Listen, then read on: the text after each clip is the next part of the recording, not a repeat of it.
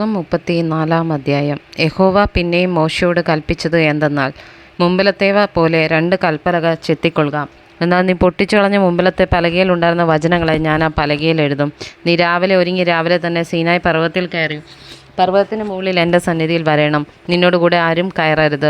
പർവ്വതത്തിലെങ്ങും ആരെയും കാണരുത്. പർവ്വതത്തിന് അരികോ ആടുകളോ കന്നുകാലികളോ മേയുകയും അരുത്. അങ്ങനെ മോശെ മുമ്പിലത്തേവ പോലെ 2 കൽപ്പലക ചെത്തി അതികാലത്ത് എഴുന്നേറ്റ് യഹോവ തന്നോട് കൽപ്പിച്ചതുപോലെ സീനായി പർവ്വതത്തിൽ കയറി കൽപ്പലക 2 കയ്യിലെടുത്തുകൊണ്ട് പോയി. അപ്പോൾ യഹോവ മേഘത്തിലിറങ്ങി അവിടെ അവൻ്റെ അടുക്കൽ നിന്ന് യഹോവയുടെ നാമത്തെ ഘോഷിച്ചു. യഹോവ അവൻ്റെ മുമ്പാകെ കടന്നു ഘോഷിച്ചത് എന്തെന്നാൽ, യഹോവ യഹോവയായ ദൈവം, കരുണയും കൃപയും ഉള്ളവൻ, ദീർഘക്ഷമയും മഹാദയും വിശ്വസ്തയും ഉള്ളവൻ, 1000 ദയ പാലിക്കുന്നവൻ, അകൃത്യവും അതിക്രമവും പാപവും ക്ഷമിക്കുന്നവൻ, കുറ്റമുള്ളവനെ വെറുതെ വിടാതെ പിതാക്കന്മാരുടെ അകൃത്യം മക്കളുടെ മേലും മക്കളുടെ മക്കളുടെ മേലും 3-ാമത്തെ 4-ാമത്തെ തലമുറയോളം സന്ദർശിക്കുന്നവൻ. എന്നാറെ മോശെ ബന്ധപ്പെട്ട് സാഷ്ടാംഗം വീണു നമസ്കരിച്ചു. കർത്താവേ, നിനക്ക് എന്നോട് കൃപയുണ്ടെങ്കിൽ കർത്താവ് ഞങ്ങളുടെ മധ്യേ നടക്കണമേ. ഇത് ദുശ്ശാഠ്യമുള്ള ജനം തന്നെയെങ്കിലും ഞങ്ങളുടെ അകൃത്യവും പാപവും ക്ഷമിച്ച് ഞങ്ങളെ നിന്റെ അവകാശമാക്കണമേ എന്ന് പറഞ്ഞു. അതിനവൻ അരുളി ചെയ്തത് എന്തെന്നാൽ, ഞാനൊരു നിയമം ഉണ്ടാക്കുന്നു. ഭൂമിയിലെങ്ങും ഒരു ജാതിയിലും സംഭവിച്ചിട്ടില്ലാത്ത അത്ഭുതങ്ങൾ നിന്റെ സർവ്വജനത്തിനും മുമ്പാകെ ഞാൻ ചെയ്യും. നീ സഹവാസം ചെയ്തു പോരുന്ന ജനമൊക്കെ യഹോവയുടെ പ്രവൃത്തിയെ കാണും. ഞാൻ നിന്നോട് ചെയ്യുവാനിരിക്കുന്നത് ഭയങ്കരമായുള്ളത് തന്നെ. ഇന്ന് ഞാൻ നിന്നോട് കൽപ്പിക്കുന്നത് സൂക്ഷിച്ചു കൊള്ളുക. അമോര്യൻ, കനാന്യൻ, ഹിത്യൻ, പെരിസ്യൻ, ഹിവ്യൻ, യെബൂസ്യൻ എന്നിവരെ ഞാൻ നിന്റെ മുമ്പിൽ നിന്ന് ഓടിച്ചു കളയും. നീ ചെല്ലുന്ന ദേശത്തിലെ നിവാസികളോട് നീ ഒരു ഉടമ്പടി ചെയ്യാതിരിപ്പാൻ കരുതിക്കൊള്ളുക. അല്ലാഞ്ഞാൽ അത് നിന്റെ മധ്യേ ഒരു കെണിയായിരിക്കും. നിങ്ങൾ അവരുടെ ബലിപീഠങ്ങളെ ഇടിച്ച് വിഗ്രഹങ്ങളെ തറുത്ത് അശേര പ്രതിഷ്ഠകളെ വെട്ടിക്കളയണം. അന്യ ദൈവത്തെ നമസ്കരിക്കരുത്. യഹോവയുടെ നാമം തീക്ഷ്ണൻ എന്നാകുന്നു. അവൻ തീക്ഷ്ണതയുള്ള ദൈവം തന്നെ.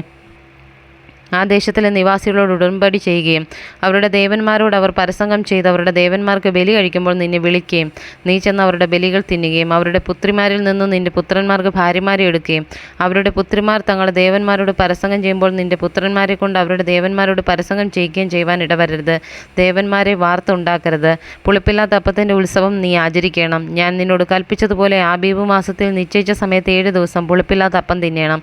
ആബീബ് മാസത്തിലല്ലോ നീ മിസ്രൈമിൽ നിന്ന് പുറപ്പെട്ടു പോകുന്നത്. ആദ്യം ജനിക്കുന്നതൊക്കെയും നിന്റെ ആടുകളുടെയും കന്നുകാലികളുടെയും കൂട്ടത്തിൽ കടിഞ്ഞൂലായ ആണൊക്കെയും എനിക്കുള്ളത് ആകുന്നു. എന്നാൽ കഴുതയുടെ കടിഞ്ഞൂലിനെ ആട്ടിൻകുട്ടിയെ കൊണ്ട് വീണ്ടുകൊള്ളണം. കൊള്ളുന്നില്ലെങ്കിൽ അതിൻ്റെ കഴുത്ത് ഒടിച്ചു കളയണം. നിന്റെ പുത്രന്മാരിൽ ആദ്യജാതനെയൊക്കെ വീണ്ടുകൊള്ളണം.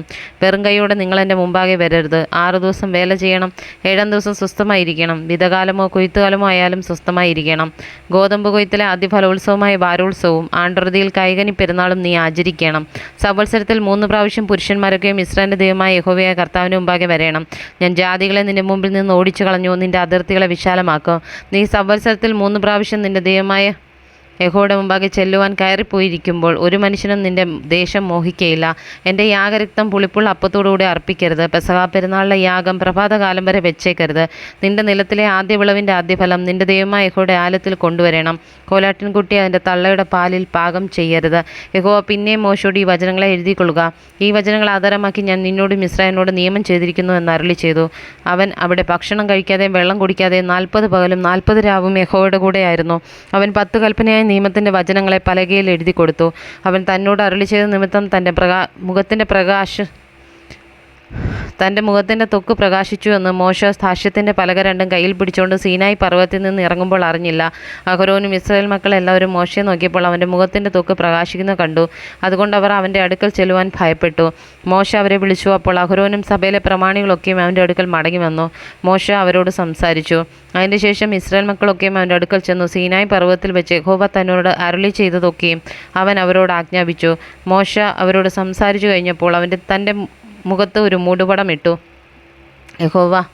മോശെ യഹോവയോട് സംസാരിക്കേണ്ടതിന് അവൻ്റെ സന്നിധാനത്തിൽ കടക്കുമ്പോൾ പുറത്തു വരുവോളം മൂടുപടം നീക്കിയിരിക്കും.